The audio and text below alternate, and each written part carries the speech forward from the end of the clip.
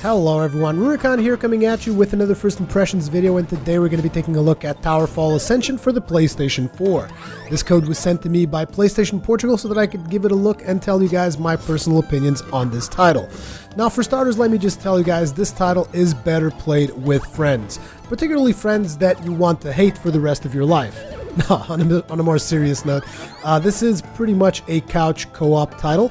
It only has, not couch co-op, what am I talking about? This is a couch play title for up to 4 players, which I would advise you guys to get at least 4 players. In the background, the footage that you guys are watching, this is post-commentary, as you can tell by now. That is actually just 2 players, because to be completely honest, I only have 1 controller on my PlayStation 4, and I'm using a PlayStation Vita as a second controller, so that I could actually get 2 players playing on this title. And the person that I'm playing with is my lovely wife, who actually almost kicked my ass a couple of times. So this is a title that has 3 modes, essentially. One of the modes is Trials, which is actually a mode that I don't show in this video, where you basically have to take out these scarecrow-looking statues, and the faster you can take them out, the more score you will make. So that is the Trials mode. You can have multiple players playing on that as well. You can play up to 4 people cooperatively.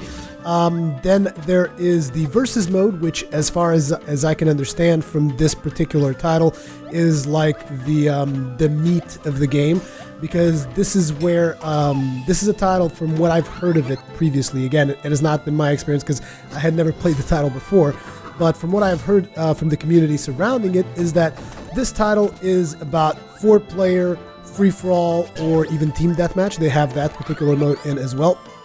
But it is better with 4 players, just like complete chaos on screen. You're all trying to kill each other. So what are the mechanics here? These are some very simple mechanics. Your character jumps when you press X. You can fire an arrow by pressing square. You can dodge out of the way by pushing any of the shoulder buttons, or the triggers even, any of the shoulder buttons or triggers. It will perform a dodge move. You can aim using your left stick, which is also what you use to move, and you can shoot in 8 different directions, I believe. Like up, left, up, right, so forth. And you want to aim the arrows, shoot other people with those arrows in the face, and you win. It's pretty much insta-gip, 1-hit kills, and it's all about seeing who can kill each other the most. Now, there are several modes. There's the normal mode, which is called Last Man Standing, so you kill everyone, I guess, because these modes, you can definitely tell that they are made for a 4-people type of deal. So the Last Man Standing is obviously there's 4 people on screen, and the last one standing will be the clear winner. Headhunters is to see who can get the most kills, which is another mode that is also available. I do believe I play that at some point in the video. And then there is also Team Deathmatch, which I didn't get to try out because I was only playing with 2 people. The game is a lot of fun. Something that I really liked about the game is, even though it is retro-inspired, I like that the animations are really polished. As you guys know, I'm a sucker for animations, and I felt that the animations were very, very fluid, even for a retro title, which is something that I can definitely appreciate. Like I told you guys, to me, animations trump graphics every single time. The graphics themselves, as you can see, they're retro style of graphics, so if you don't like those kind of graphics, you're probably going to have a problem with this game. But if you are coming to this game for graphics, then it's probably not for you. This game is about having fun and killing your friends in friendly competition, or even unfriendly competition. I can tell you definitely that at some points in the game, my wife was getting so much into it, she'd be like, I would be like, okay, honey, now I want to record something else. She'd be like, no, bitch, rematch right now. I'm gonna kick your ass. And I was like, okay, this could be the end of our marriage if I'm not careful. So I had to take certain precautions here. So there is the Versus mode, which can be played with up to 4 players if you have 4 controllers available, and more importantly, 4 friends. You will be able to play that. Like I said, you will only see 2 players here. There are several modifications that can be done, and by modifications what I mean is there are modifiers that you can put before in the match settings.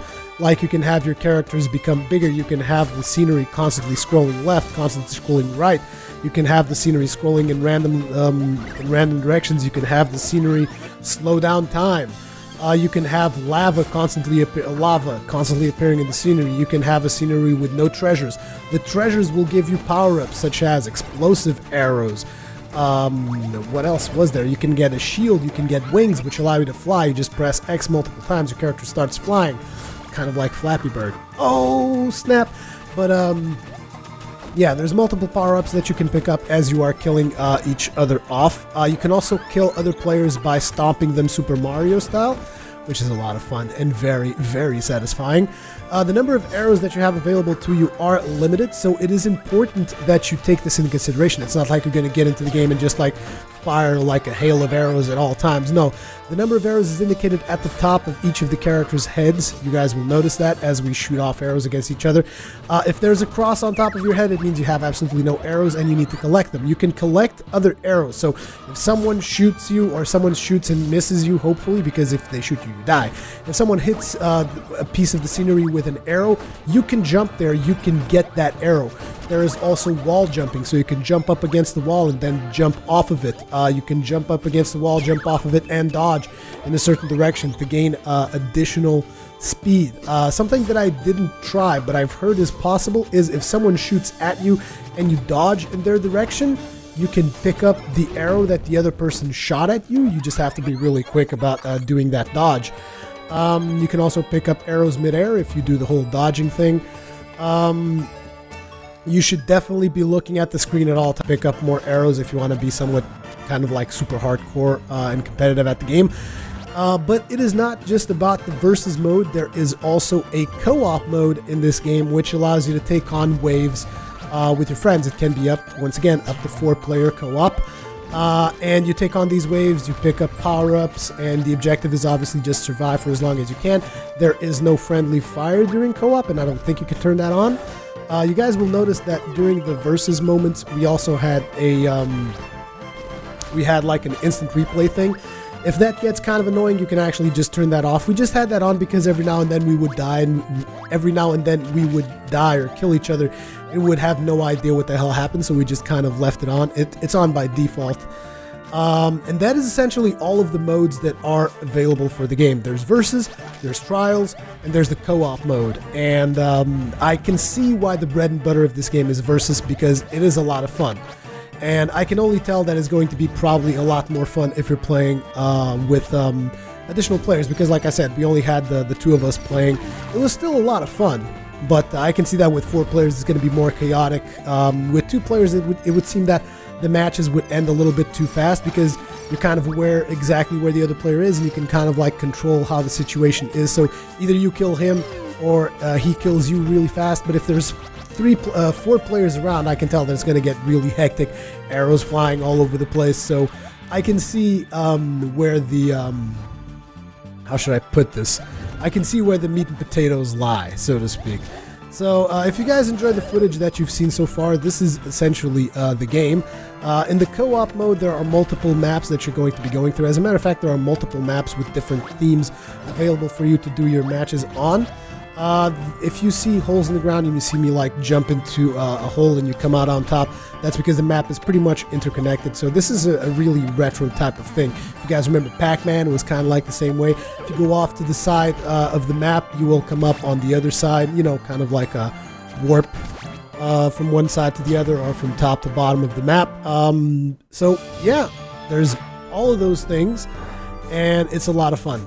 It is definitely a lot of fun, but like I said, it is really only worth it if you have people to play with you locally, because it has no online multiplayer, which is really one of the weak points in the title. Like, it's a lot of fun, but it's a shame that it doesn't have an online component to it. But I can understand why. I feel that it would be kind of hard to translate this into to an online component, because of lag or something. I don't know. Or maybe they just want to have that environment of couch co-op so that you can like throw popcorns at your friends when you die or something like that. You know, and it's nice that there are titles that do dedicate themselves to couch co-op and couch competitive play, because that stuff is definitely a lot of fun. Like I said, if you enjoyed the footage that you've been watching, more than likely you will enjoy this game.